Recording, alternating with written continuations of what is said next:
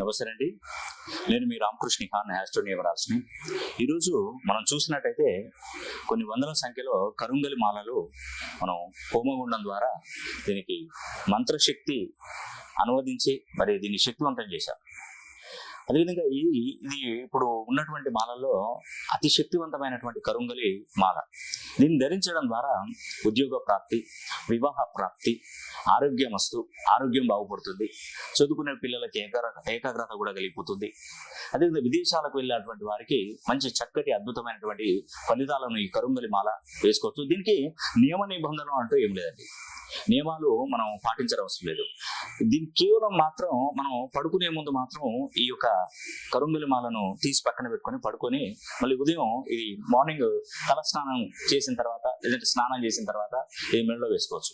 దీనికి ఎలాంటి నియమాలు అంటే ఆహారపు అలవాట్లలో ఏమీ ఉండవండి.